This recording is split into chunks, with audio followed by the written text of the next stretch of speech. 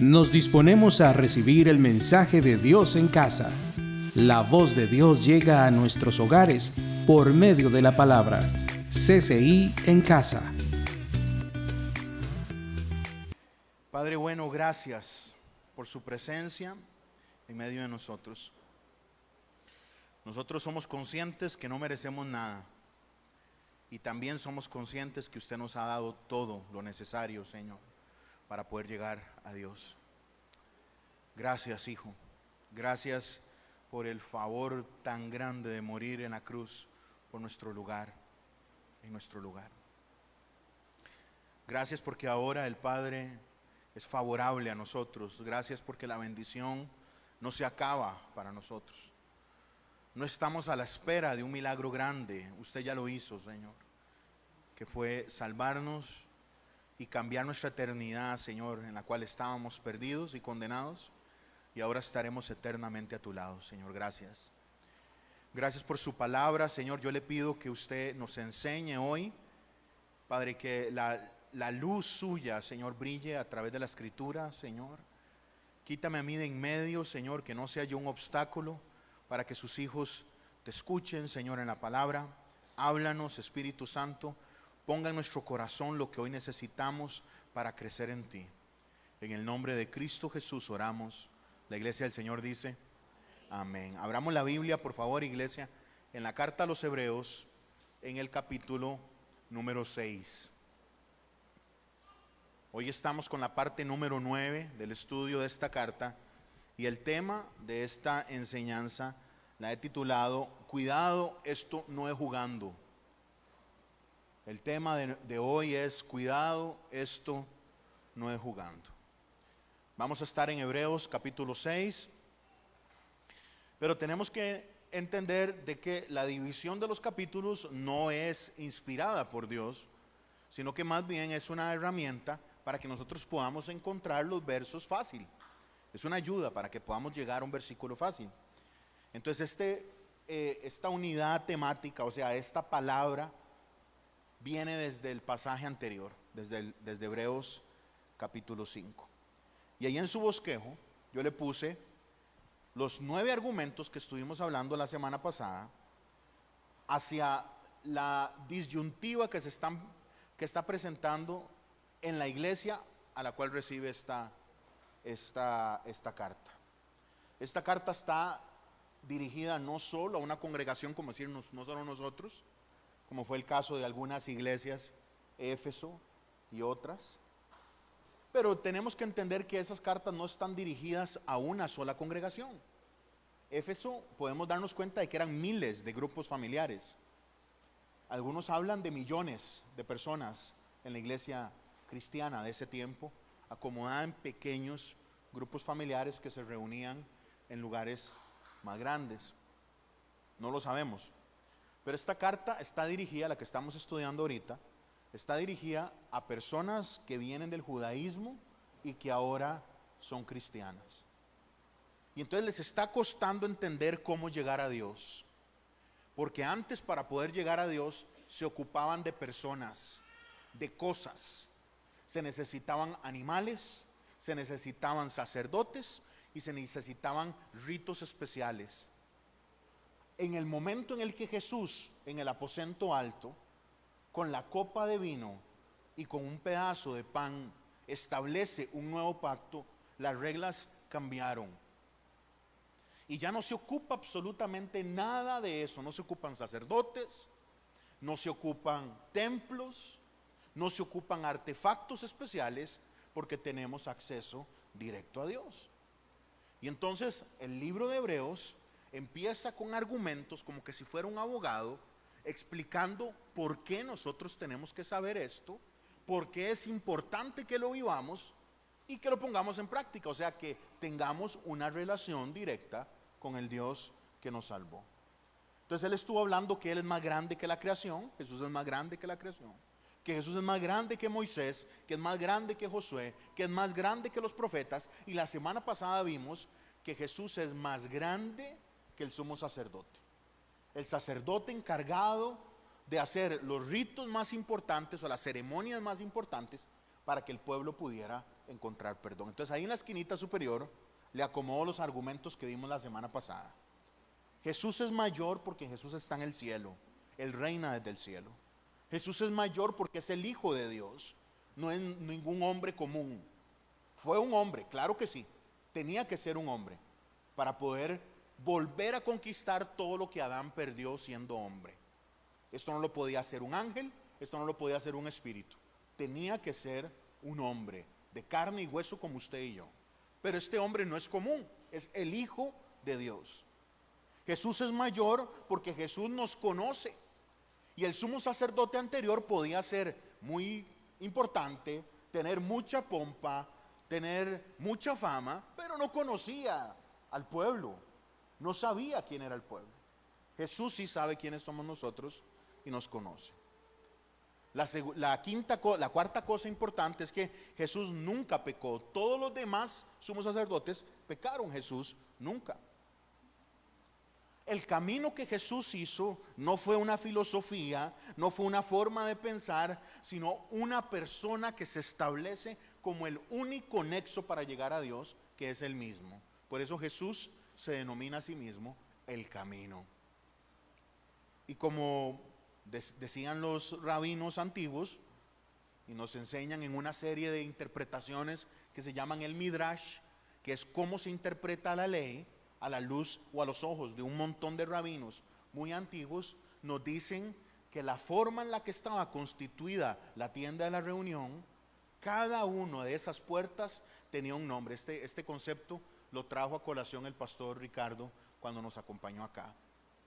La primer puerta se llama el camino, la segunda verdad, y el velo que dividía el lugar santo del Santísimo, vida. No hay otra forma para llegar a Dios que no sea Jesús. Y ahora el acceso quedó libre para el que lo quiera transitar. ¿Cómo llegamos? Estando en una persona que se llama Jesús. El argumento número 6, Jesús es mayor porque es el ejemplo perfecto. El 7, Jesús es mayor porque Él es sumo sacerdote para siempre, nunca va a morir. Es más, la humanidad lo puso en la cruz y la muerte no lo pudo retener. Murió porque había que morir. Sin derramamiento de sangre no hay perdón de pecados, pero murió siendo justo. Y entonces la muerte no pudo retenerlo, la muerte no pudo dejárselo. Y es por eso que en el momento, en la resurrección, las reglas cambian para cuando alguien muere. Ya no hay lugar de espera para el que tiene fe. Pablo nos enseña que es necesario una muerte, una vez, y luego el juicio. O sea, en el momento en el que nosotros cerramos los ojos, estamos directamente en gloria con el Señor. Eso fue una conquista de la cruz y específicamente de la tumba vacía. Y el Señor se llevó a todos los que tenían fe, que estaban esperando, que estuvieron esperando en el seno de Abraham, y se los llevó para la gloria. El sumo sacerdote de ahora es para siempre. No es un pastor, no es un profeta, no es un sacerdote católico, es Jesús. No es María, no es un santo. El único camino para llegar al cielo es Jesús. Argumento número 8. Jesús sufrió por nosotros. Antes una cabrita, un corderito, un pajarito o un toro era el que sufría. Entregaba su vida. Ningún sumo sacerdote entregó su vida. Hay unos cuantos profetas que fueron asesinados por su predicación. Entre ellos el mismo Zacarías, que fue asesinado dentro del templo. Pero ninguno entregó su sangre para la remisión de pecados de otros, solo Jesús. Y el argumento último es que Jesús es el autor de la salvación. Y entonces viene explicándonos por qué Jesús es lo importante, no es lo que yo hago. Ojo lo que voy a decir y tenga la madurez para entenderlo, no es lo que yo sé, pero es muy importante saber y es muy importante hacer. Pero al final de cuentas, nuestra relación con Dios se sostiene en lo que Dios hizo. Nosotros lo amamos porque Él nos amó primero. Y entonces el autor de esta carta nos hace un reto, ahí es donde quedamos la semana pasada.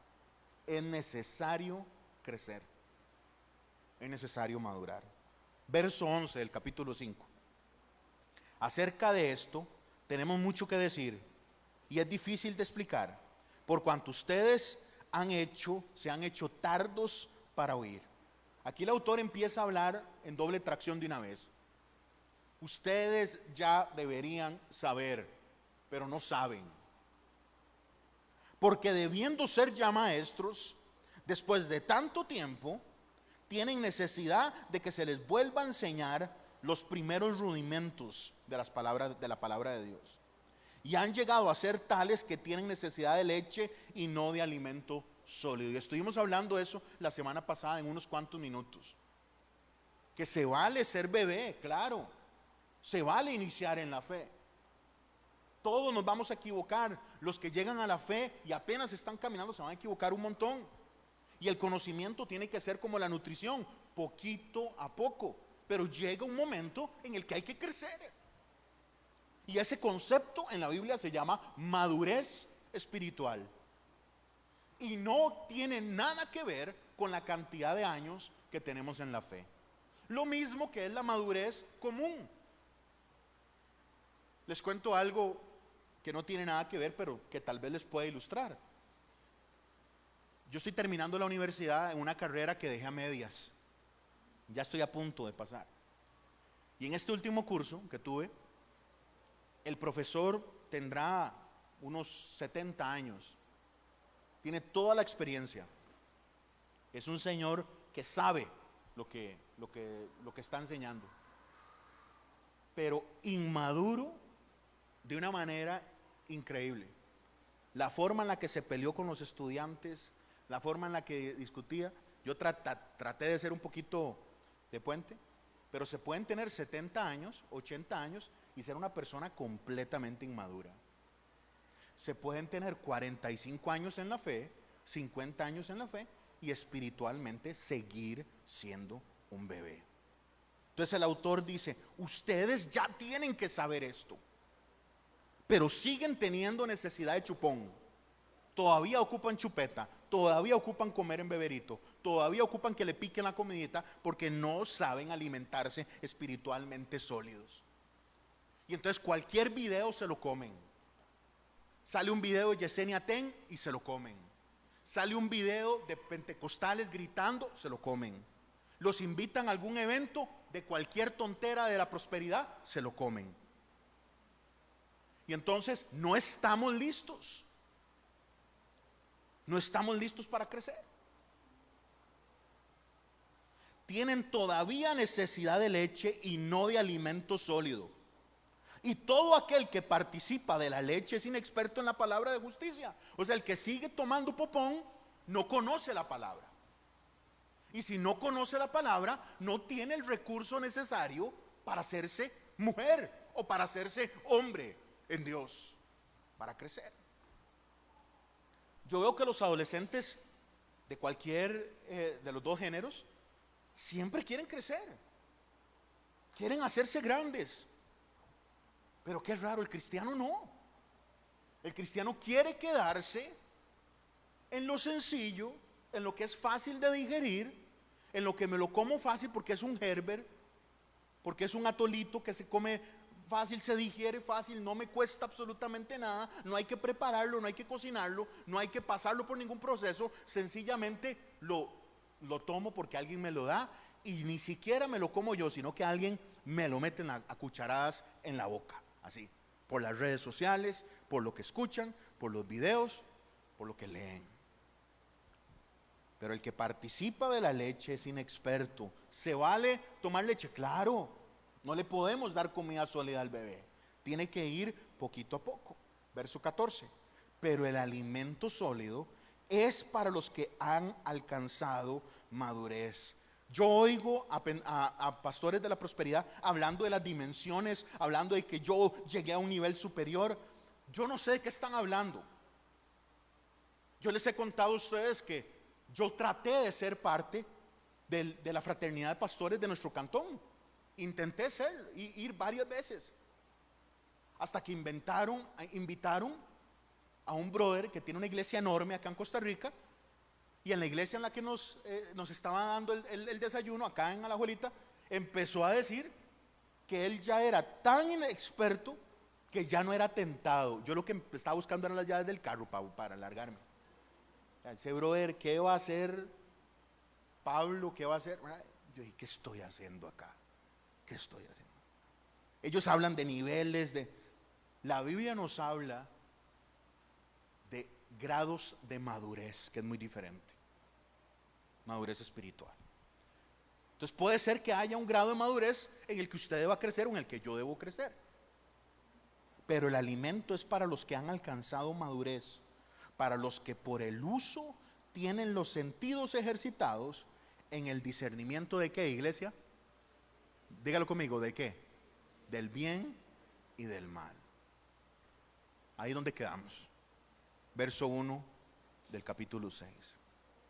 Por tanto, o sea, por lo que dijo anteriormente, dejando ya los rudimentos de la doctrina de Cristo, o sea, dejando lo que ya deben saber, dejando lo que ya deberíamos conocer, vamos para adelante, a la perfección. No echando otra vez el fundamento del arrepentimiento de obras muertas, de la fe en Dios, de la doctrina de bautismos, de la imposición de mano, de la resurrección de los muertos y del juicio eterno. Vea que el autor enumera un pensum. Un pensum es una lista de contenidos, objetivos de la primer clase, de Cristianismo 101, del curso básico. Ya ustedes deben saber esto. Y esto haremos si Dios en verdad lo permite. Y nos enfrentamos a un pasaje que ha generado problemas a lo largo de la historia. Porque es imposible que los que una vez fueron iluminados y gustaron del don celestial y fueron hechos partícipes del Espíritu Santo y asimismo gustaron de la buena palabra de Dios y los poderes del siglo venidero, recayeron, sean otra vez renovados para arrepentimiento, crucificando de nuevo para sí mismos el Hijo de Dios y exponiéndolo al vituperio. Ay, hermanos, ¿qué pasaje? ¿Qué pasaje? Se lo voy a leer en la NBI. Porque es imposible que aquellos que han sido una vez iluminados, que han saboreado el don celestial, que han tenido parte en el Espíritu Santo y que han experimentado la buena palabra de Dios y los poderes del mundo venidero, pero después de todo esto se han apartado, renueven su arrepentimiento.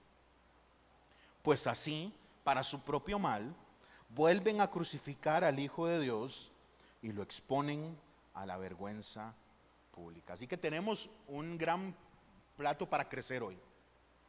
Porque yo puedo acostumbrarme a venir acá y darle una palabra que usted siente feliz. Y yo puedo acostumbrarme a preparar un mensajito chiva que lo hace usted tener ganas de venir. Pero cuando plantamos la iglesia decidimos compartir todo el mensaje de la palabra. Esto no es una charla como los entrenadores en el camerino para ver cómo se gana un partido. Acá venimos a la iglesia a buscar de Dios. Necesitamos de Dios. ¿Cuántos ocupan del Señor, hermanos? Entonces ocupamos crecer en Él. Entonces ocupamos madurar en Él. No es para ver cómo yo escucho algo bonito y ya me siento contento. Hoy nos toca pensar. Y constantemente eso en la escritura nos hace pensar. Eso es lo que vamos a hacer. Hay pasajes que no ocupan contexto. Dios es perdón, amén, hermanos. Él es perdón. Romanos capítulo 10. El que confiesa, recibe perdón. Eso no ocupa interpretación en nada. Jesús vino a salvar, hermanos, amén. Eso no ocupa interpretación. Él vino a redimir. Somos pecadores, amén. Ahí va menos, cada vez va menos, ¿verdad? Amén. Pero somos pecadores. Romanos capítulo 1. La humanidad no quiere buscar al Señor. Entonces eso no ocupa interpretación. Esa es una verdad absoluta. Dios nos sostiene, amén, hermanos. Jesús dice que los que el Padre le dio, nadie se los quita. Y están en la mano de Dios, en la mano de Jesús, y de ahí nadie los saca. Romanos 5, 8. Perdón, Juan capítulo 10. Mi Padre me las dio y nadie las arranca de mi mano. Juan capítulo 10, verso 27. ¿Verá que Dios me ama, hermanos? ¿Verá que Dios lo ama a usted? Esa es la verdad más importante. Romanos capítulo 5, verso 8. Dios muestra su amor, pongámoslo en primera persona, para conmigo, en que mientras yo estaba en mi pecado, siendo yo pecador, Cristo murió por mí. ¿Cuántos dicen amén? Eso no ocupa interpretación, esa es la verdad. El Señor está conmigo, Él me perdonó. Mateo 28. Ahí le pongo en su bosquejo unos cuantos. Salmos 23, verso 6. Ciertamente el bien y la misericordia me seguirán todos los días de mi vida, y en la casa de Jehová moraré por largos días. Eso no ocupa interpretación, es una verdad. No se los puse ese. Sí. Juan 13, 34. Un mandamiento nuevo les doy: ámense. Eso no ocupa interpretación. Lucas 6, 47. Todo aquel que viene a mí, oye mis palabras y las hace, les indicaré a quién es semejante. Alguien que construye bien, alguien que construye en roca. Eso no ocupa interpretación. El que escucha las palabras de Dios y las pone por obra, construye en roca, construye bien. Entonces, si nosotros queremos construir nuestra identidad bien, tenemos que escuchar la palabra y construirla en Dios. Si queremos construir un matrimonio bien, tenemos que escuchar lo que dice la palabra del matrimonio y construirlo. La economía en todo sentido, lo mismo. Es una promesa que no ocupa interpretación. Es una verdad. Es una verdad cristalina. Pero hoy estamos viendo un pasaje que es rudo, que es complejo. Primera idea de esta tarde: salga del kinder, gradúese del kinder. Vean, hermanos, a nosotros nos toca atender familias del cole, familias de otras iglesias. Normalmente los pastores nos referimos casos porque a veces hay parejas, familias que quieren tener otra perspectiva, tal vez de alguien objetivo. Entonces ahí funciona mucho la red. Entonces compartimos con un montón de gente, Caro y yo. Y qué importante es saber que hay que madurar, hermanos, que hay que madurar. Por tanto, dejando ya el rudimento de la doctrina de Cristo, vamos para adelante. Alguien tiene que decidir dejar lo que dice la NBI, la enseñanza elemental, y avancemos hacia la madurez. Vivimos en una sociedad que no sé por qué, pero no quiere crecer. Hoy un problema que tienen las casas, parejas, familias, matrimonios, es que los varones quieren jugar videojuegos. ¿Es malo jugar videojuegos? No. Pero cuando usted tiene 3 noches seguidas jugando videojuegos, es malísimo. Es malísimo. Y tenemos generaciones completas que no están creciendo, que no están madurando. Me refiero a lo normal, en lo natural. Sucede lo mismo en la fe. Porque el cristianismo confunde lo emocional con lo espiritual. Entonces una persona puede estar metida en una iglesia por años y cree que tiene a Dios porque a veces siente bonito. Y yo le aseguro que usted va a un concierto de música romántica y la banda suena espectacular y el sonido que ponen y el juego de luces y todo, le aseguro que usted siente bonito ahí. Y no tiene nada que ver con lo espiritual, tiene que ver con la forma en la que el cuerpo es como una antena y recibe estímulos. Entonces hay gente que cree que por sentir algo está sucediendo en lo espiritual, y no es necesariamente el caso. Entonces hay personas que en un culto sienten bonito, en un encuentro, en un campamento sintieron bonito y creen que eso es una relación con Dios, y no, señores. No. Poder de Dios es transformación, no es emoción. Poder de Dios es que yo empiezo a parecerme a Jesús, no que yo empiezo a sentir bonito. No es que qué lindo lo que siento ahí, uy, es que qué especial, y nos hacemos adictos a momentos. Y eso es lo que la iglesia cae, en generar espacios que generan una sensación que es temporal y que hoy está y mañana no está. Y el evangélico confunde el alboroto, la grandeza, la pompa, la supuesta éxito con poder, y nada que ver. Eso es lechita, eso es lechita, que ya debería estar dejando para crecer en él. Pero el alimento sólido es para el que ha alcanzado la madurez y para el que quiere discernir del bien del mal. Y entonces, como les dije anteriormente, el autor determina unos cuantos ejemplos de lo que es estar en primaria. Saber qué es el bautismo, saber cómo orar, saber que Cristo viene y que vamos a resucitar. Vea qué interesante. Él mete entre esas doctrinas básicas el tiempo final, el juicio eterno. Y hoy teólogos y pastores se pelean por esto, por horas. Y lo pone como una doctrina básica inicial. Verso 3. Y esto lo haremos en verdad si Dios lo permita. Hoy el Señor nos está retando, iglesia, a que crezcamos, a que maduremos en Él. Usted tiene que saberse. Ya voy a decirlo mejor. Usted tiene que conocerse. Y sabe en qué área usted es débil y en qué área usted necesita madurar y crecer.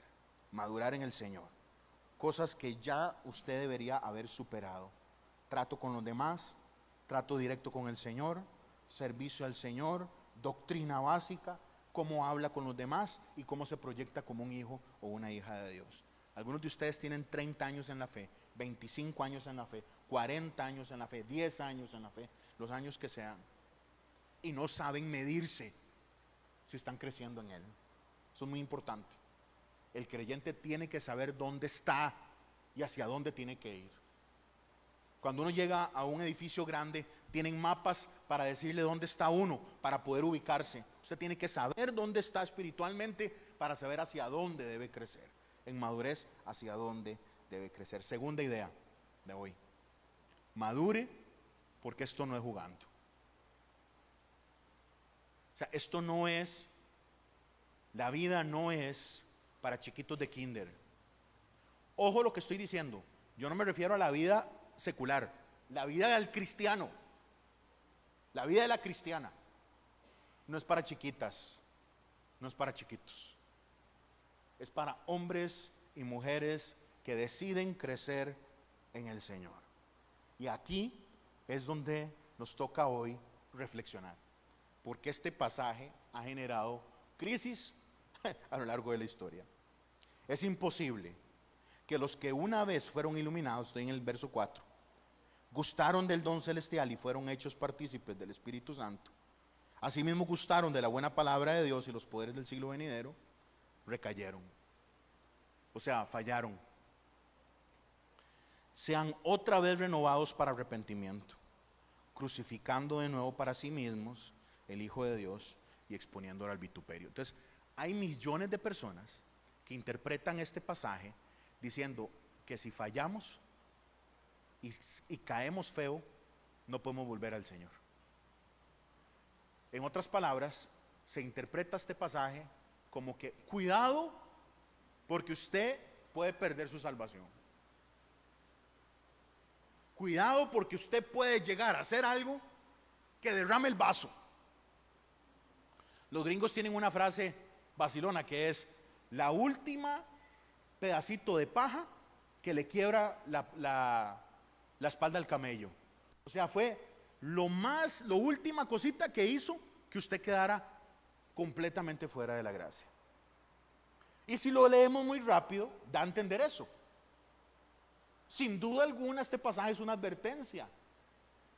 Pero cuando llegamos a pasajes que nos están dando un mensaje que es rudo, complejo, y que a la lectura la vemos la interpretación un poco gris, lo que tenemos que hacer es buscar en el consejo general de la Biblia qué es lo que está diciendo.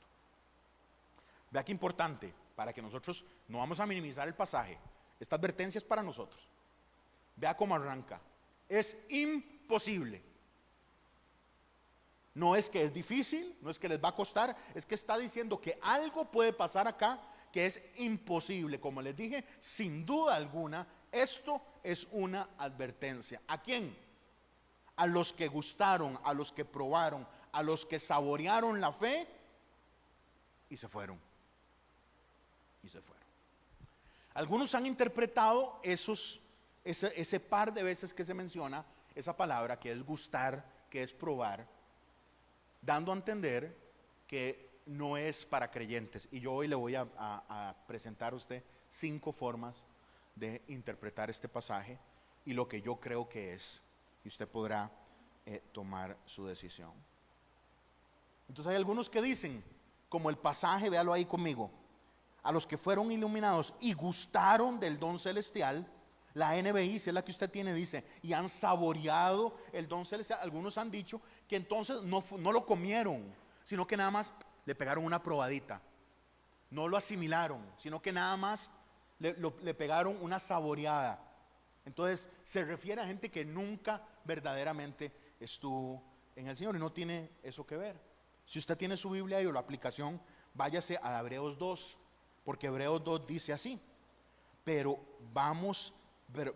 vemos a aquel que fue hecho un poco menor que los ángeles, a Jesús, coronado de gloria y de honra, capítulo 2, verso 9, a causa del padecimiento de la muerte, para que por gracia de Dios gustase de la muerte por todos. Es el mismo verbo. Entonces, si nosotros decimos que en el capítulo 6 gustar es simplemente dar una probadita, nos vemos en problemas con el capítulo 2, porque en el griego es la misma palabra, y lo que estaríamos diciendo es que Jesús verdaderamente no murió, sino que Jesús nada más le probó un poquitito a la muerte. No, ese argumento queda caído. Entonces quiero arrancar siempre, cuando hay un pasaje difícil, tratemos de dilucidarlo de la siguiente manera: ¿qué no está diciendo ese pasaje? ¿Qué no dice ese pasaje? Y como pongo en su bosquejo, usted lo puede leer ahí conmigo, no se refiere a un cristiano que cae en pecado. Ese pasaje no se refiere a un cristiano que cae en pecado. ¿Cómo sabe, pastor? ¿Cómo sabe, Arturo, que no se refiere? Porque toda la Biblia nos dice lo contrario. Toda la Biblia nos dice que el Señor está atento al que tiene un corazón contrito y humillado. Amén, hermanos. No lo puede despreciar. Amén. No lo puede despreciar. Segunda de Pedro 3:9. Y el Señor no retarda su promesa, según algunos la tienen por tardanza, sino que es paciente para con nosotros, no queriendo que ninguno perezca, sino que todos procedan ¿a qué, iglesia? Al arrepentimiento. O sea, Dios quiere que el pecador se arrepienta. Lucas 5:32, no he venido a llamar justos, sino he venido a llamar a pecadores al arrepentimiento. Ese llamado sigue. Jesús no vino a buscar al que se siente perfecto. Jesús vino a buscar al que está roto por su pecado, como nosotros. Mateo 3:2, y diciendo, arrepentidos porque el reino de los cielos se ha acercado, refiriéndose a su venida. Mateo 3:8, hagan pues frutos que sean dignos de arrepentimiento. Hechos 3:19, los apóstoles predicando, así que arrepiéntanse y conviértanse para que sean borrados sus pecados, para que venga de la presencia de Dios tiempo de refrigerio. En Apocalipsis 5 veces Jesucristo invita a la iglesia a arrepentirse. Apocalipsis capítulo 2 verso 5, recuerda por tanto dónde has caído y arrepiéntete. El mensaje a Esmirna, haz las primeras obras. Apocalipsis 2:16, a Pérgamo, por tanto arrepiéntete, pues si no vendré a ti pronto y pelearé contra ellos con la espada de mi boca. Apocalipsis 2:22, el mensaje a Tiatira, he aquí yo lo arrojo en cama y en gran tribulación a los que con ella adulteran. Se refiere al sistema de pecado. Si no se arrepienten de las obras de ella, el mensaje a Tiatira. Apocalipsis 3:3, acuérdate pues de lo que has recibido y oído, guárdalo, arrepiéntete. Apocalipsis 3:19, yo reprendo y castigo a todos los que amo, sé pues celoso y arrepiéntete. El arrepentimiento del pecado es una posibilidad para el creyente. Eso no es lo que está hablando la carta a los hebreos. Pero de algo nos está hablando, porque nos está haciendo una advertencia. Ya nos viene diciendo advertencias desde el capítulo 1. En el capítulo 2 nos dijo, cuidado, se resbalan, diciéndole a los hijos de Dios que están firmes en Él. Y como acabamos de leer en voz de Jesucristo, el que escucha mi palabra y la pone por obra es un buen constructor, es alguien que sabe hacer un buen cimiento. No se va a caer eso. Pero hay una advertencia, cuidado, se caen, cuidado, se resbalan, porque estamos viviendo esta vida que es compleja, que es difícil, que está llena de tentaciones y de opciones. Entonces hay una advertencia, cuidado, se caen. En el capítulo 2, verso 1, es necesario que con más diligencia atendamos las cosas que han oído, no sea que ustedes se deslicen, no sea que se caen. Cuidado, pierden el norte. Entonces, ¿qué es lo que nos está diciendo el escritor? Porque sin duda alguna no está hablando que es que si un cristiano peca ya quedó sin oportunidad. No, está hablando de algo que lo requerimos pasar por un proceso interpretativo. O sea, tenemos que pasarlo por un filtro. ¿Cuál es el primer filtro? El contexto. Y fue lo que le conté al inicio del mensaje. Esta palabra está dirigida a cristianos que vienen de la tradición judía, que están teniendo la tentación de volver a las prácticas judías. Para que usted me entienda, están sumándole a la obra de Jesús cosas. Está bien la fe, está bien creer, pero es importante cumplir el sábado. Está bien la fe, está bien creer, pero hay que seguir haciendo lo que el Antiguo Testamento dice, lo que dijo Moisés. Y por eso habían broncas ahí por la circuncisión y por otras cosas que tenían que ver con la ley. Lo que el autor nos está haciendo una advertencia es que cuidado, abrimos la puerta para decir que la cruz no es suficiente.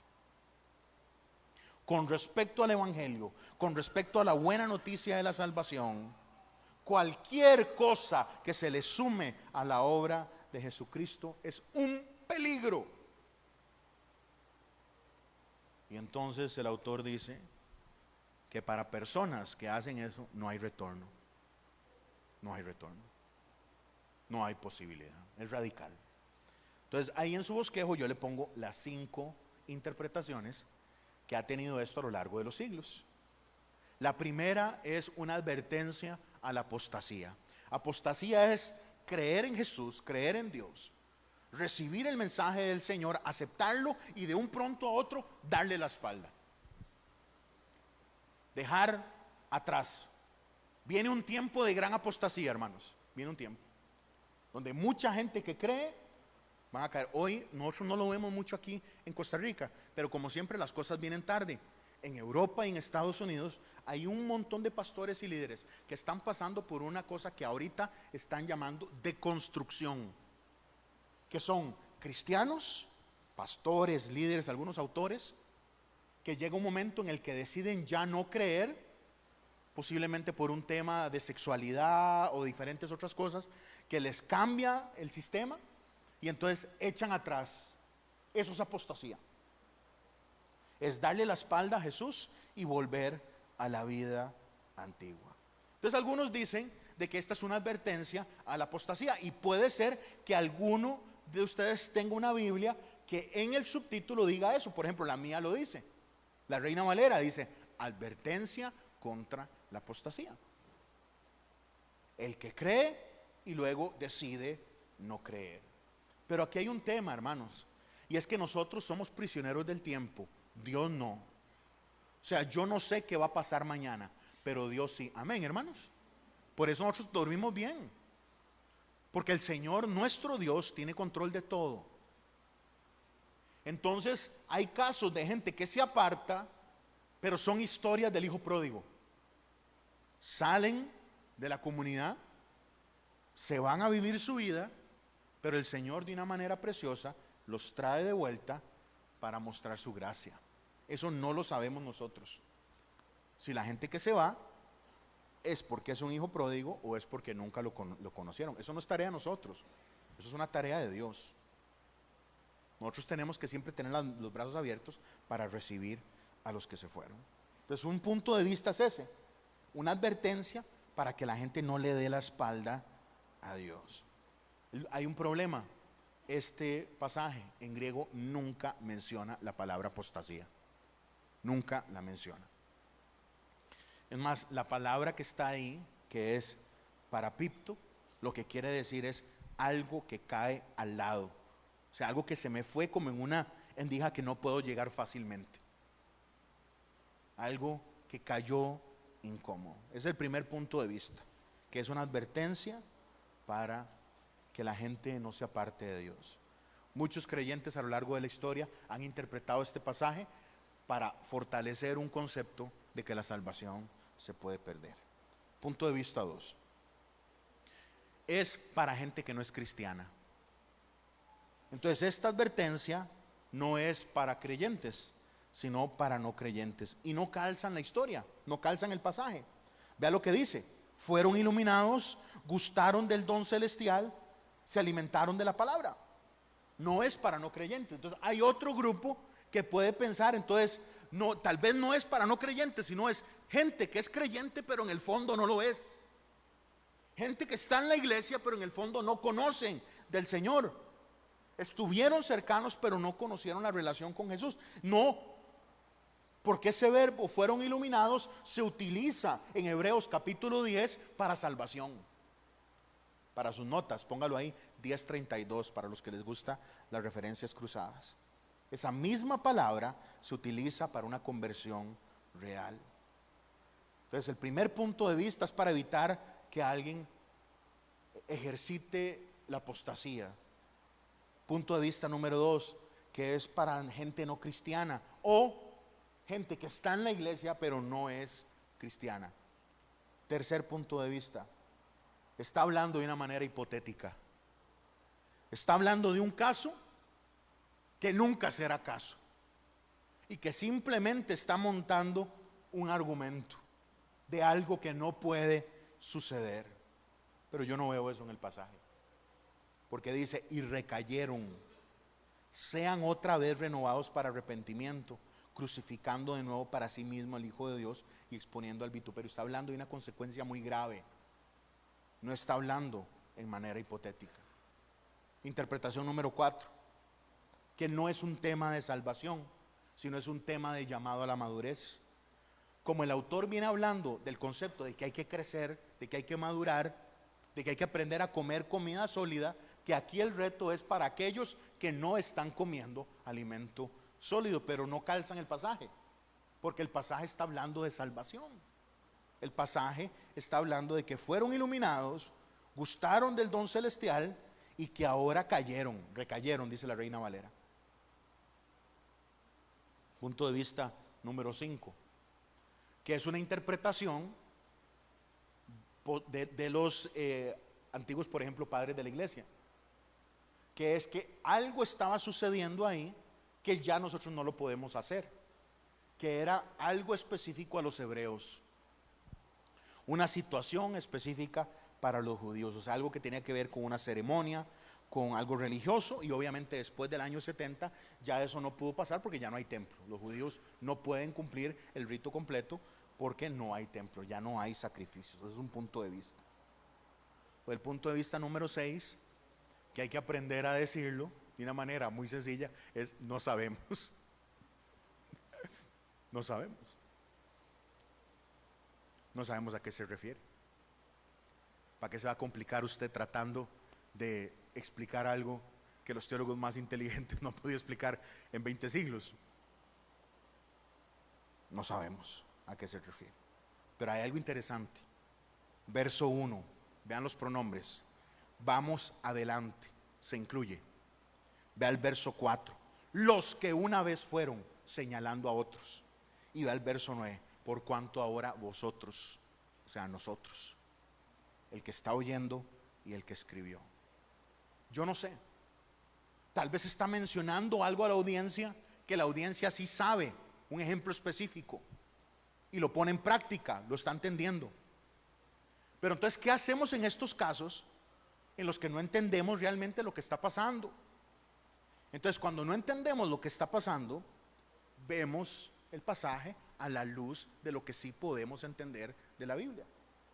Agarramos un pasaje oscuro y buscamos, con respecto a la idea que está dando ese pasaje oscuro, todo lo que nos puede decir la Biblia, que sí es claro.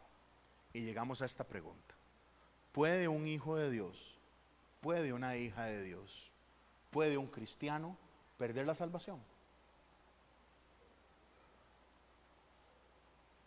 Primero, arranquemos definiendo bien. ¿Qué es un cristiano? ¿Qué es una cristiana? ¿Qué es ese bicho que se llama cristiano? ¿Qué es esa persona que se llama cristiano? Yo le pongo ahí una definición cortita. Un cristiano es una persona que ha recibido por fe a Jesucristo y confía totalmente en la obra de Cristo. Jesús es el único y suficiente Salvador, y como resultado ahora Dios vive en él. O sea, es templo del Espíritu. ¿Usted me da un amén a eso? Eso es un cristiano. Un cristiano no es alguien que va a una iglesia. Un cristiano no es alguien que levantó la mano en un campamento y se convirtió en un encuentro. Un cristiano no es alguien que hizo una oración bonita. Un cristiano no es alguien que sintió electricidad y algo pasó. ¿Todo eso lo puede vivir un cristiano? Sí. Pero ninguna de esas cosas que acabo de hablar hacen de una persona un creyente. Y volvemos al corazón de lo que el escritor de Hebreos nos está diciendo. Si usted no tiene una relación con Jesús, usted se va a perder eternamente. Directo al infierno. Directo. Porque o Jesús paga nuestras facturas o usted las paga. Y usted no le alcanza para pagarlos. Ni a mí me alcanza para pagarlas. La iglesia quiere predicar comodidad. Venga y encuentre sanidad. Venga y encuentre prosperidad. Venga y todo va a ser bonito. No. Este llamado que tenemos nosotros es incómodo. Es un llamado a seguir a Jesús, que es un llamado a morir. El cristiano no es por lo que siente. El cristiano no es por la experiencia que tuvo. El cristiano es por la relación que tiene con Dios a través de Jesús. Entonces se convierte este pasaje en un perfecto momento para valorar lo que es lo más importante en nuestras vidas, que es la decisión que nos lleva a confiar en alguien, la decisión que nos lleva a amar a alguien, que es la única persona que nos puede dar vida eterna, y se llama Jesús. Y mi amigo, mi amiga, si usted tiene cosas más importantes en su corazón, en su vida, usted se va a perder. Usted se va a perder. Hechos capítulo 16, 31. Cree en el Señor Jesucristo y serás salvo. ¿Cuántos dicen amén a esa palabra? Romanos 10, 9. Si confesares con tu boca que Jesús es el Señor y creyeres en tu corazón que Dios le levantó de los muertos, serás salvo. ¿Cuántos dicen amén? Esa es la única forma en la que llegamos a Dios. Ahora, entendiendo esa definición de qué es un cristiano, volvamos a hacer la pregunta: ¿puede un cristiano, puede una hija o un hijo de Dios perder la salvación? Y yo le digo, no porque es mi opinión, sino porque la Biblia lo dice, un rotundo no. No. Primer argumento: si la salvación se pierde, ya la perdimos. Porque del sábado anterior a hoy usted pecó y yo pequé. Así que si se pierde, ya la perdimos. Ninguno la puede sostener. Ninguno. Y saber cuál era el último chance y ya se me fue. Y si alguien se está despabilando ahorita, yo no estoy diciendo esto para que usted se vaya a pecar, Porque si usted se va a pecar, usted sencillamente no es cristiano. Porque el cristiano, el pecado le rompe el corazón. Porque el cristiano, el pecado lo lleva a Dios. Porque el cristiano no puede quedarse viviendo en el pecado. Si usted está feliz en el pecado, ahí usted no está en Cristo. Una cosa es fallar, otra cosa es quedarse viviendo en el pecado completamente. Entonces, entendiendo esa definición de qué es un cristiano, ¿se puede perder esta relación con el Señor? Hermanos, dejen los rudimentos, es lo que nos dice el autor. Dejen la lechita y empiecen a masticar la palabra. Empiecen a nutrirse de lo que nos está diciendo el Señor. Segunda de Corintios 5:17. De modo que si alguno está en Cristo, nueva criatura es. Las cosas viejas pasaron, he aquí son hechas nuevas. ¿Qué es lo que quiero decirle? Un cristiano es una nueva criatura. Amén. Entonces, si la salvación se pierde, esa nueva criatura pasa a ser vieja, nueva, vieja, nueva, vieja. Y yo no sé en qué momento, o sea, ahí usted está brincando de lado en lado. Hoy ando como vieja criatura, entonces reacciono como vieja criatura. Hoy ando como nueva, y ahí usted está jugando Suiza o Rayuela, pegando brinquitos. El que llega a Cristo, nueva criatura es. ¿Usted me da un amén? Esa criatura no la hizo usted, la hizo Dios. Primera de Pedro 1:18. Sabiendo que fueron rescatados de vuestra vana manera de vivir, la cual recibieron de sus padres, no con cosas corruptibles como oro y plata, sino con la sangre preciosa de Cristo, como de un cordero sin mancha y sin contaminación. Un cristiano es redimido. Redimido es comprar. Entonces, si la salvación se pierde, lo que Jesús compró, Jesús lo pierde y lo vuelve a tomar, y lo pierde, y lo vuelve a tomar, y lo pierde, y lo vuelve a tomar. ¿Usted cree que hay algo más fuerte que Jesús, que venció la muerte y el pecado? No hay nada más grande. Por eso el Padre dice, le doy un nombre que es sobre todo nombre. No hay nada más grande que Él. Un cristiano es comprado. Para que la salvación se pierda, Dios tendría que estar devolviendo lo comprado al diablo a cada rato.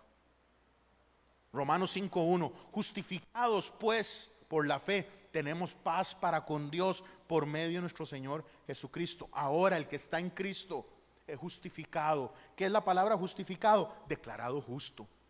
¿Somos libres de pecado? No. Pero el Señor ve la obra de Jesús en nosotros a través de la decisión de nosotros de ver a la cruz y ver ahí la muerte que teníamos que llevar nosotros y poner la fe en la obra de Jesús. El que está en Cristo es declarado justo. Entonces tendría que ir de nuevo al juicio. No, no es justo. Sí es justo. No es justo. Hoy no. Ayer, hoy fueron 22,000 veces injusto y mañana es declarado justo de nuevo. Juan 3:16. Porque de tal manera amó Dios el mundo que ha dado su Hijo unigénito para que todo aquel que en Él crea no se pierda, mas tenga vida ¿qué? Eterna. Al cristiano se le promete vida eterna. Se le promete vivir para siempre. Si la salvación se pierde, Dios sería un mentiroso que prometió algo y que no se cumplió. Porque los regalos de Dios, dice Romanos 11, son irrevocables. Un cristiano no puede ser creado sin ser nueva creación. Los redimidos no pueden ser comprados si no fueron sacados del mercado de esclavos. La vida eterna no puede ser temporal, porque Dios dice que es para siempre. Entonces hay algunos hermanos que dicen, pero ¿qué hay de aquellos cristianos que continuamente viven en una situación de inmoralidad sin arrepentimiento? ¿Qué pasa con ellos, pastor? O el otro caso, ¿qué pasa con aquellos que son cristianos y luego rechazan la fe, niegan a Cristo y se van? Eso supone algo que no es verdad. Eso supone que la gente que está dentro de la iglesia es cristiana. Y eso no es un hecho. Eso no es cierto. Estamos hablando del que puso su fe en Jesucristo y que el rey de su vida es Jesús. No su trabajo, no el sexo, no una droga, no comida, no una persona, sino que el centro de su vida La razón por la que respira es Dios. Y esa respuesta solo usted la tiene. Solo usted la tiene. Nada puede separar a un cristiano del amor de Dios. Nada. Romanos 8:38. Por lo cual estoy seguro que ni la muerte, ni la vida, ni ángeles, ni principados. Un ángel puso un pie en Jerusalén y hizo un terremoto. Ni ángeles, ni principados, ni potestades, ni lo presente, ni lo porvenir, ni lo alto, ni lo profundo, ni ninguna otra cosa creada nos podrá separar del amor de Dios, que es en Cristo Jesús nuestro. ¿Habrá algo que pueda separar al Hijo de Dios de Dios? Nada. Ni usted, ni su pecado. Por eso tenemos que predicar esta buena noticia. Ni siquiera nosotros nos podemos separar. ¿O usted es más fuerte que un ángel? ¿Usted es más fuerte que un principado? Que el general del ejército del cielo ante Satanás dijo: que te reprenda Jehová.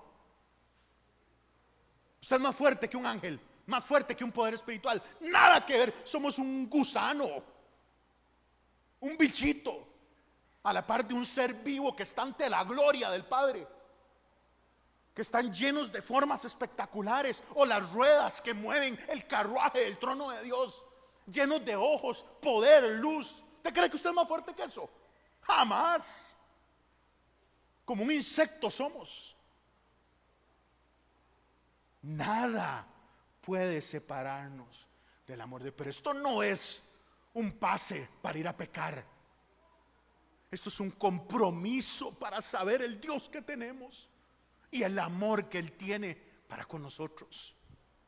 Y entonces, cuando una persona entiende esto, las prioridades cambian, la agenda cambia, los planes cambian, porque entiende el amor que Dios le ha dado y quiere vivir para ese Dios que le ama y que le salvó.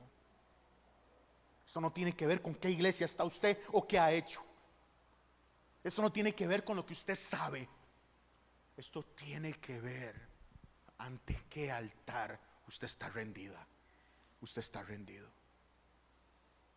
El autor nos está haciendo una advertencia enorme.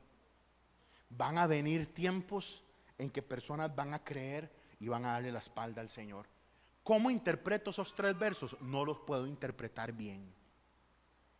Y si la Biblia no me quiso dejar a mí la claridad para interpretarlos bien, yo no tengo que arrancarme el pelo, que ya estoy quedando pelón aquí en el centro. Yo no tengo que ver cómo dejar los pelos para ver cómo entiendo algo que no hay claridad, pero que hay una enseñanza específica.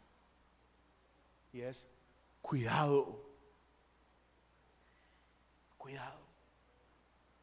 Pero no cuidado porque si yo hago algo me pierdo. No, es cuidado, no está. Cuidado, usted no está en Él.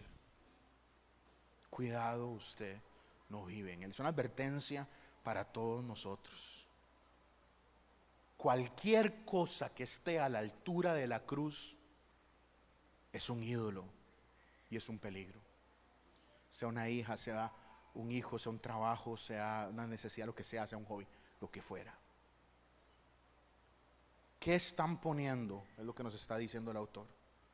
A la altura de la cruz para encontrar salvación. Obras, trabajo social, espiritualidad, un montón de oración y actividades, cumplir leyes, que es lo que les está pasando a los judíos que están recibiendo esta carta. El autor lo que quiere dejar claro es que no puede haber nada en el camino a Dios más que Jesús. Y si esa no es su prioridad, estamos perdidos.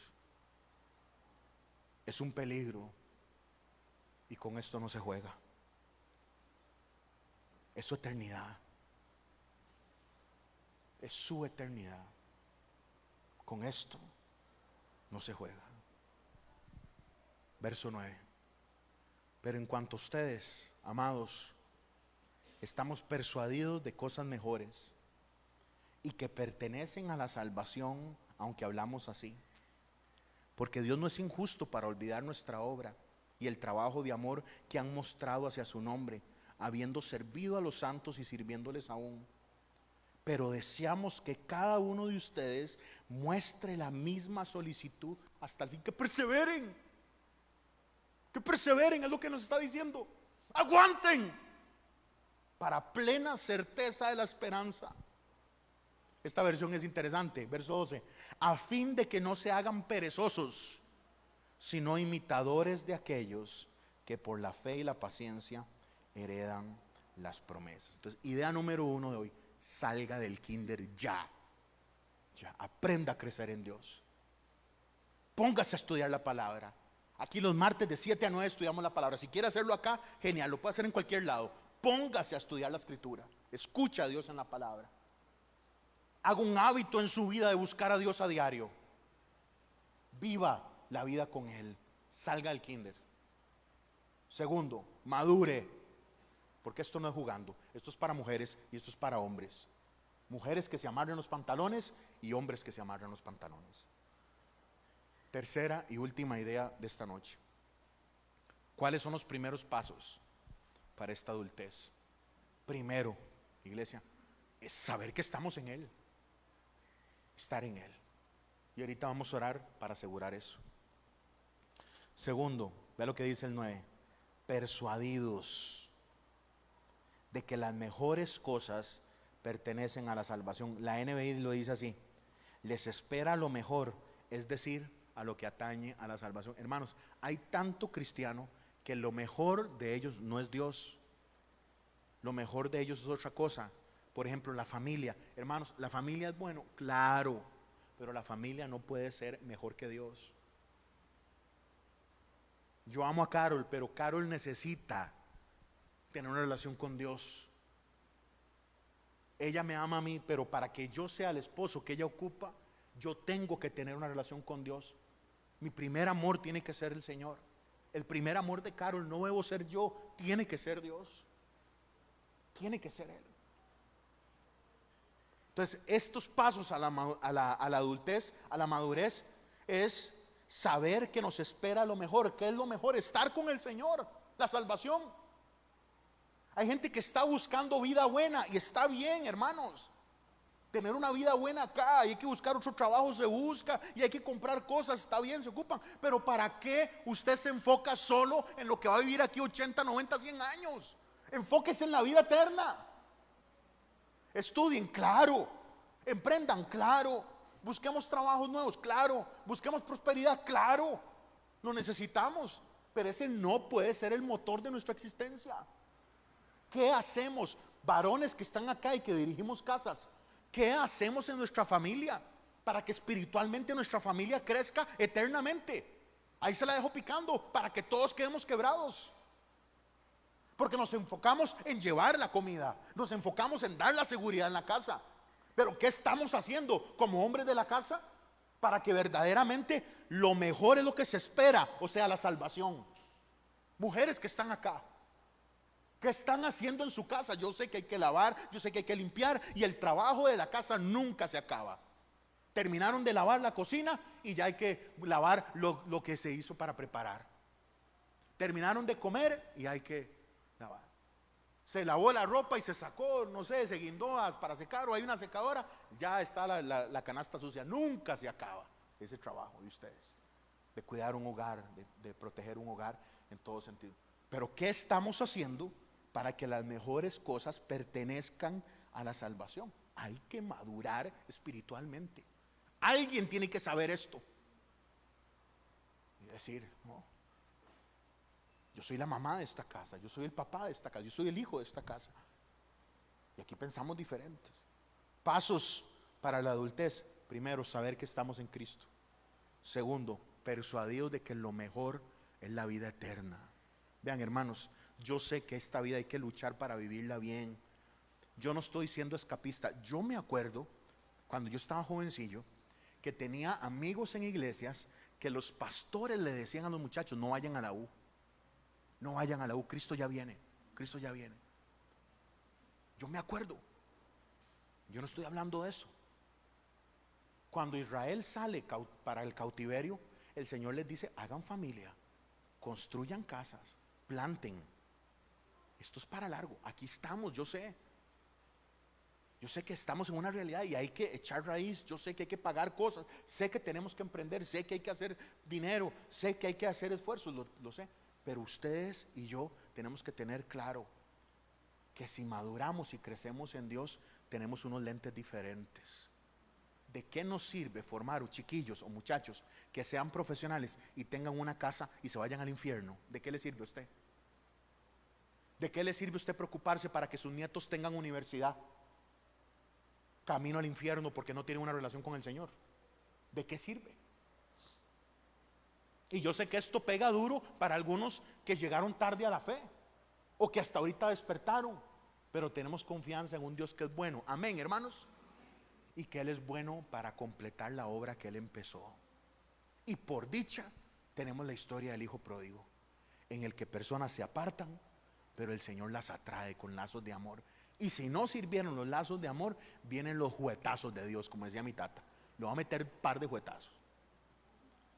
Y la gente pegando gritos porque está viviendo dificultad y no saben que son Jonás. Es Dios detrás con una tormenta porque les ama tanto, para que regresen a la obediencia.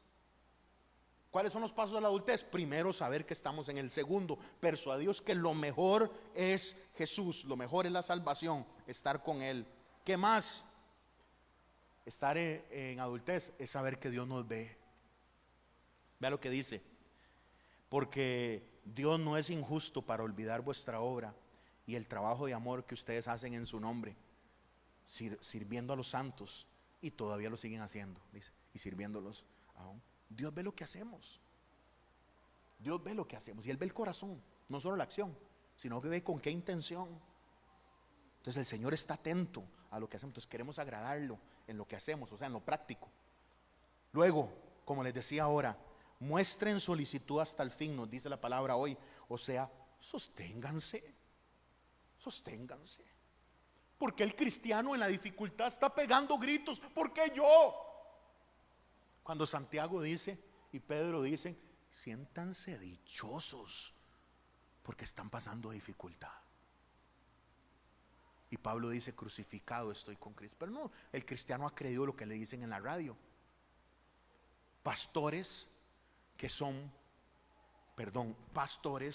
o predicadores que vienen del mismo infierno a decirle a la iglesia que venir a Dios es todo bonito y lo único que le falta atrás es un unicornio, marshmallows, corazones, porque lo que venden no sirve para nada. Pero la gente quiere, dice la Biblia, dice Jesús, que le hagan piojito, comezón de oír, y eso llena un lugar. Porque qué rico ir a comerme una manzana llena de azúcar. ¿Se acuerdan en las ferias? Porque qué rico ir a comerme un montón de cosas que no me nutren para nada, pero que son riquísimas. Y sale usted todo feliz. Y tras de eso son adictivos. Necesita, hermano. Sosténganse. Manténganse firmes. ¿Qué es lo que nos quiere decir? Viene dificultad. Si nos vacuna para que nos sostengamos, no es porque todo va a estar bien, es porque viene prueba. Gente va a morir, gente se va a enfermar, vamos a tener dificultad, va a haber división, va a haber situación. Entonces, nos toca. Pongan empeño hasta la realización final, dice la NBI, y se complete su esperanza. Y con esto cierro, iglesia. Verso 12. A fin de que no se hagan perezosos, pero es espectacular cómo la NBI lo traduce. A fin de que no sean apáticos. Vean, familia, yo tengo 22 años de trabajar con jóvenes. Perdón a los muchachos que están acá, con cariño y con respeto. Nunca en mi vida he visto una generación más apática que los muchachos de ahora. Pero es que los jóvenes antes andábamos metidos en todo. Los jóvenes andábamos metidos en deporte, nos salíamos corriendo a la cruz, nos tocaba hacer las obras de teatro, venía el Día de la Madre y hacíamos la actividad del Día de la Madre, venía el Día del Padre, nos tocaba hacer de todo. Yo trabajo con jóvenes todos los días en un centro educativo y alguien, un profe, los quiere poner a jugar y es que todo se les pasea por el cuerpo así, es una apatía. Y esa es la palabra que está usando la palabra de la Biblia, a fin de que ustedes no sean apáticos. ¿Qué sería lo contrario a lo apático? Anhelante, activo, involucrado. Y vea qué bonito. Imiten a quienes por su fe y paciencia, me encanta esto, heredan las promesas. O sea, nosotros podemos ver a gente aquí heredar las promesas. Imitémoslos. Imitémoslos. Idea número 1. Salga del kinder, mi amigo. Yo sé que tiene 30 años en la fe, pero crezca. Salga del kinder, amiga. Empiece a crecer en el Señor. Segunda idea, maduremos, porque esta vaina no es jugando. Tercera idea, ¿qué hago para dar los primeros pasos a la adultez? Pregúntese si está en Cristo hoy, si su fe verdaderamente está en Él y si Él es su mejor porción.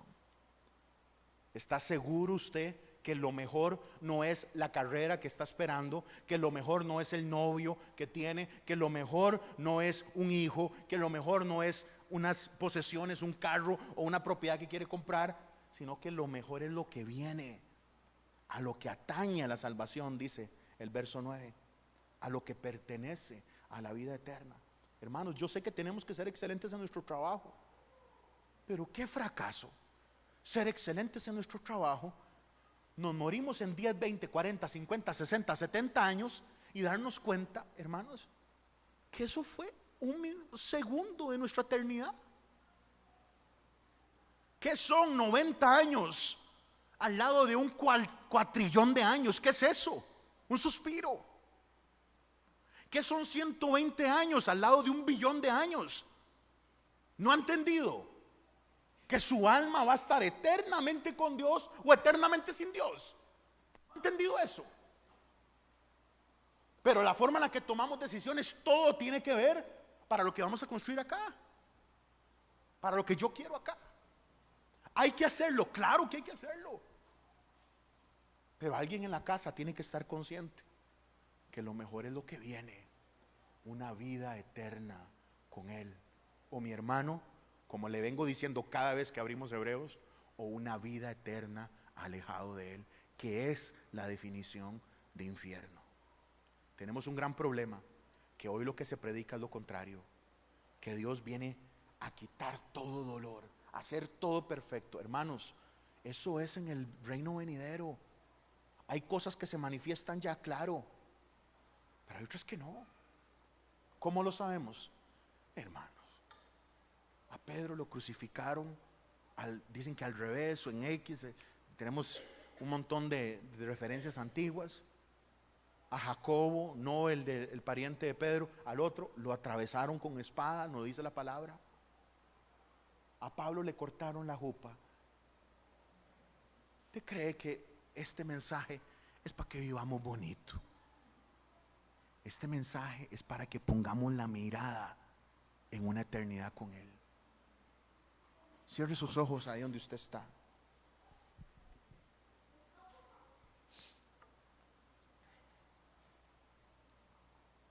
Cuidado, hermanos, esto no es jugando. Cuidado, iglesia, estamos hablando de eternidad. Esa es la advertencia. Usted no tiene que tener miedo de que usted se va a perder. Ojo, si usted está segura en Jesús, hombre de Dios que está acá, si usted está seguro en Cristo, usted puede estar confiado, porque no hay nada ni nadie que nos pueda separar del amor de Dios. Pero cuando yo leo la Biblia, yo leo que hay un montón de gente metidas en las iglesias que van a llegar al cielo y el Señor les va a decir: perdón, pero no está en la lista. Yo no sé quién es usted. Y como le mencioné rápidamente la semana anterior, en lugar de preocuparse por hacerse un nombre aquí y que lo conozcan aquí, ¿por qué no se invierte en que Dios sepa su nombre? ¿Por qué no se invierte en ser conocido por Dios? Eso es lo importante. Yo siempre termino mencionando a Marcos Vidal, pero yo estoy seguro que cuando nosotros veamos a Jesús nos vamos a derretir y vamos a caer ante Él. Pero visualice un momentito usted a Jesús, el Maestro, el Cordero de Dios, diciendo su nombre y pegándole un abrazo y dándole un beso en la nuca. Y un abrazo de esos ricos. Jesús fue carpintero. Un apretón de manos, un abrazo. Hijo, bienvenido. Hija, bienvenida.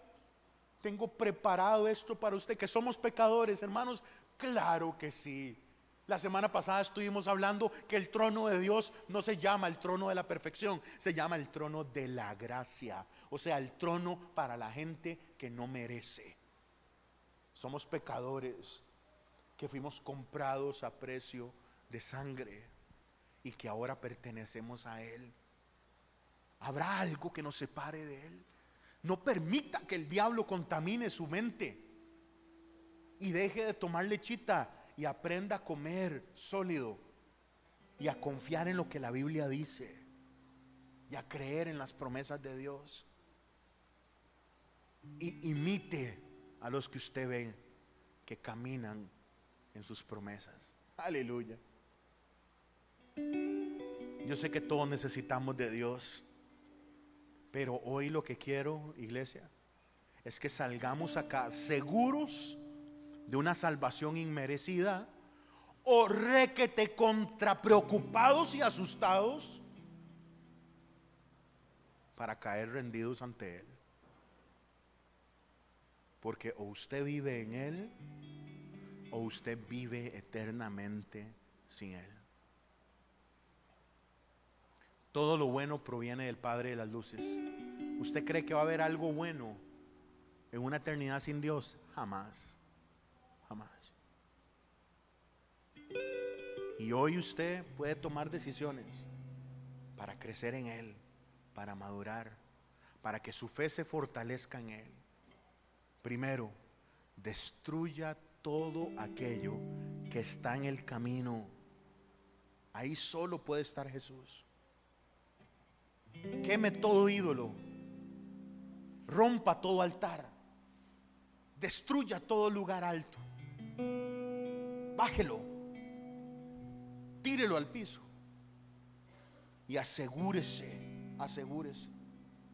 que lo mejor de su vida es Él.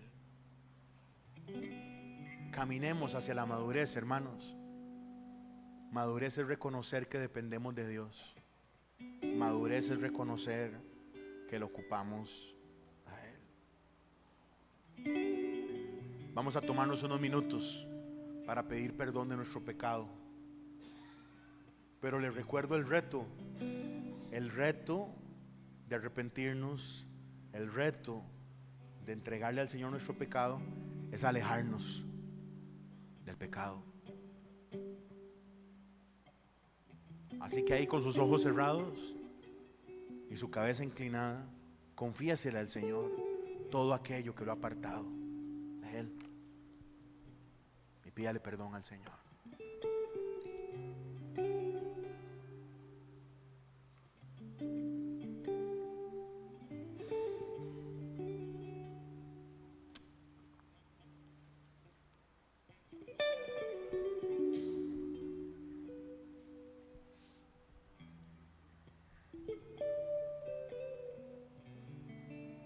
Señor, perdónanos, Señor.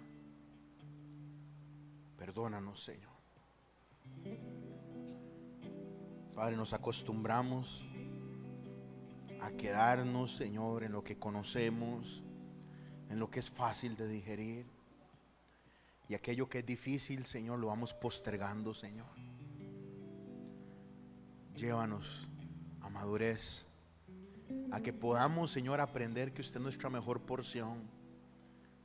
a derrotar por una vez por todas, en la victoria suya, Señor, al pecado que nos oprime, al pecado que nos avergüenza, al pecado que viene a patearnos constantemente, Señor, y que no tenemos la fuerza nosotros para hacerlo, pero usted sí, Señor. Nos rendimos a ti, Señor. Queremos crecer en ti, Señor. Queremos confiar en lo que usted promete, Señor. Enséñanos, Señor, a tener una mentalidad eterna. Enséñanos a ser responsables con el día acá, sin duda alguna. Pero Padre, enséñanos también a guiar a nuestras casas a pensar eternamente, Señor. A que hijos, nietos, amigos, Señor, se preocupen por sembrar en el lugar en el que la polilla no se lleva las cosas, no hay ladrón y la corrupción no oxida el tesoro, Señor. Gracias, Padre, porque usted es bueno y justo y hoy nos recibe, Señor. Ayúdanos a perseverar hasta el final, Señor. Padre, te entregamos toda apatía espiritual. Padre, te entregamos, Señor, toda falta de gana, toda, tal vez, Señor, ineficacia o incapacidad, Señor. Te la entregamos, Señor. Perdónanos, perdónanos, Señor. Ayúdanos a ser anhelantes, Señor, activos, involucrados, Señor, en lo que da vida y en lo que da vida eterna. Si hay alguno más acá como yo que necesita el abrazo de Dios hoy, levante su mano, y conforme levanta su mano se pone en pie. Hermano, hoy el llamado es uno, el llamado es a madurar. Entonces vamos a pedirle a Dios que nos ayude a crecer en Él. Pero hermanos, eso es como un bebé diciéndole a papá: papi, ayúdeme a crecer. O sea, el crecimiento va a ser natural. Vamos a ir creciendo. El tema es que las acciones y las actitudes del bebé tienen que cambiar. Hay cosas que usted tiene que hacer y que no son cosas que Dios va a hacer. Así que usted tiene que aprender y escuchar la voz de Dios, del Espíritu Santo, que le va a aprender a enseñar a separar eso. ¿Qué es lo que usted tiene que hacer ya? Y qué es lo que el Señor va a ir produciendo poco a poco en usted. Por ejemplo, que la fe vaya creciendo, que la fe vaya creciendo. Pero estas oraciones son peligrosas, porque el que pide perseverancia va a tener un montón de escenarios en el que la perseverancia no va a ser lo natural. O sea, el que pide paciencia, Dios no le va a enseñar paciencia descansando en la playa. Le va a enseñar paciencia en medio de un vendaval. Ahí es. Estas oraciones son peligrosas. Son oraciones que nos llevan a crecer. Hombre de Dios, especialmente los hombres que estamos acá, tenemos que crecer en Él. Mujeres de Dios que están acá, tienen que crecer en Él. Tenemos que madurar. Padre, en esta noche, Señor, le rogamos, Señor, que nos ayude a madurar y a crecer en ti. Pero sabemos que hay cosas que tenemos que hacer nosotros. Muéstranos, háblanos, enséñanos, Señor, cuáles son las áreas que tenemos como punto ciego en nuestra vida, en la cual ocupamos, Señor, fortalecernos, Señor, para madurar en ti, Señor. Estamos seguros que tenemos una salvación inamovible en ti. Ahora, Padre, ayúdanos a vivir de acuerdo a ello. Si hay alguien acá que nunca ha hecho una oración para entregarse a Jesús, lo guío en una muy sencilla. Usted la puede repetir en su mente o la repite en voz alta. Señor, te entrego mi corazón, te entrego mi vida. Necesito de un Salvador porque soy un pecador. Padre, sálvame hoy, enséñame y guíame, Señor, en tu camino. Hoy ruego, Señor, por una salvación que no merezco, y te pido en el nombre de Jesús que me ayudes a estar en ti. Perdona mi pecado, perdona lo que he hecho que me es provechoso a mí, pero que es violencia para usted, que lo ofende. Padre, reconozco que mi pecado me separa de ti, pero entiendo que a través de la cruz hay camino hacia la vida eterna, y yo decido creer que Jesús me salva. Esto lo pido en el nombre de mi Salvador. Amén y amén. Y todos los hijos y las hijas de Dios levanten sus manos conmigo ahí. Señor, gracias por una salvación tan linda. Gracias por su cuidado para con nosotros. Gracias porque usted es fuerte para salvar y fuerte para sostenerme. Padre, yo recibo la advertencia que usted me da hoy, a asegurarme de que mis pasos estén en usted y hacer mi parte para madurar en ti. Padre, yo bendigo a este pueblo en el nombre de Jesús. Lo envío con la bendición del Padre, el Hijo y el Espíritu Santo, y la victoria obtenida en la cruz del Calvario, Señor. Gracias porque usted es por nosotros. Oramos en contra del diablo y sus huestes, Señor, y te pedimos, Señor, que su bendición brille, Señor, sobre cada uno de nosotros. Camina delante de nosotros, abre puertas, Señor. Destruye planes del enemigo, Señor, para golpearnos, Señor. Y ayúdanos esta semana a ser portadores de la buena noticia de que usted es por nosotros. Gracias, Señor, porque tenemos paz para contigo, Señor, a través de la obra de Jesús. Envío a tu pueblo en paz, en el nombre de Jesús. Amén. Y el pueblo del Señor dice amén y amén. Abrace a alguien que tiene ahí cerquita. Dios le bendiga montones. Nos vemos el martes. Un abrazo.